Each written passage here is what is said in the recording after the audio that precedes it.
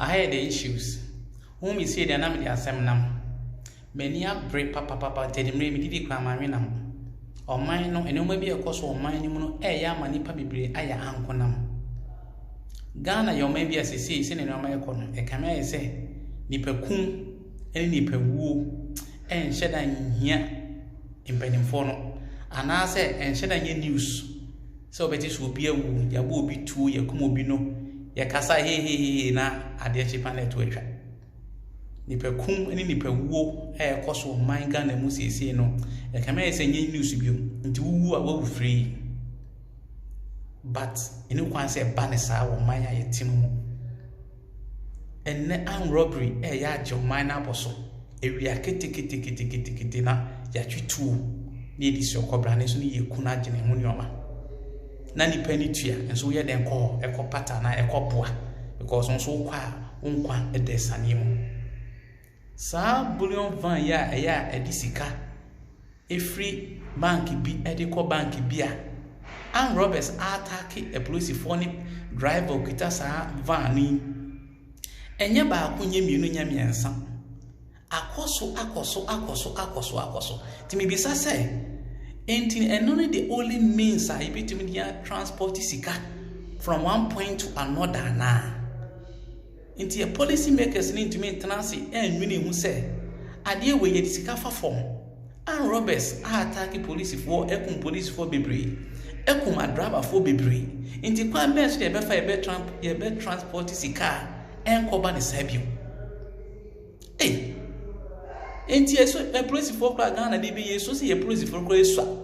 Tim e oman no nipa e wo doso nti ye hia mo police for na boga na for ho ban no. Emom ne ye ku e police for no kra mo a emfa pani bia ho.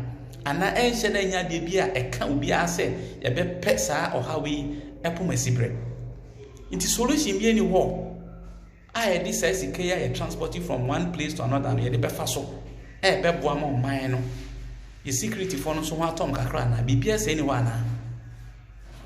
Media men kwala adwin a me de man panim for no so mi tie dia e to jomara o muntie so a enyina ye wo mu. E ba ni say ya be wa dwen sa wo de amfa ho. Ghana and a police ni bi na nya na asema na say obi na yabo ni 20 amfa ho.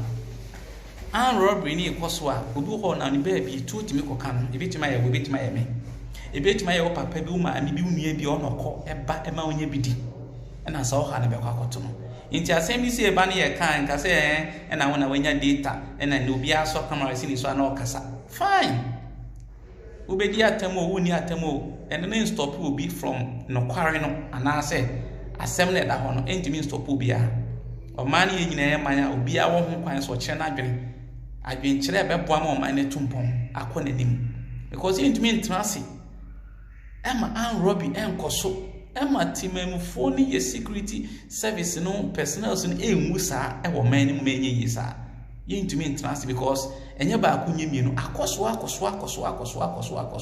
se police ni ebo sika ho ban na ya transport dia ko baby ni akobbo mutuo ko mo kwanso ye nka ho se nipa ne omu ye adwuma no so atiase enti say ye transport sika from one point to another dia ko baabi e dey free baabi akoba baabi a obi kura betimi am obi tip of say o ye disika say e twam o ono na bia on tika na mu bio ono obi a baabi anaso office wo baabi woni nipa tirim asem so atiase enti en consider pen na ye be koso aye saa de we ama a police for ni adava for ewu me de men kwala adwen a me de man panimfo ne say yede sikana afa form ama yemu de esi enti emra so say Bank of Ghana and the Ghana Armed Forces e kabom na se ye transport sika bia e de helicopter lift sika no e de yakọ helicopter de etumi take off wo baabia etumi land enso wo baabia so atiase enti eno no se Armed Robbers ne so benya helicopter ne bi de afa wiem ho ana so mo de motorbike ni betu afa wiem ho no mo de soja fo ne kodi esi dia ene enya mo mienu na yan hwese be possible yeah transport sika from one point to another it's about omine no Ghana Forces so wo mo omine no did enti mini san krofo we enya partnership say se ene sika na fa form Armed Robbers e kuma police for no eni se no mo aye na e disika ko ba bia mo mfa mo helicopter na emefa enko emaye Tini say yentimi nyɛ saa arrangement yi menye possible na. Ɛyɛ ma bi nkyerɛ wo. Yentimi nyɛ saa arrangement we menye possible. Na ye mmɔ ye police fo no ɛne timemfo ho ban ana. Ɛnɛ ya wi akiti police ni a ɔbɔ sika ho ban de akɔ baabi. Akɔbɔ ni tu akuno. Ama driver no so critical condition mu. Adan na wɔsɛ yɛ trance. Na adeɛ baako a ye betumi atrance nya mu solution. Na ye trance ma esi saa. Eba ne saa na sɛ bi ye kame ase mpani fo sɛbi. Ye nwini nkwachiri. Ye nya strategic.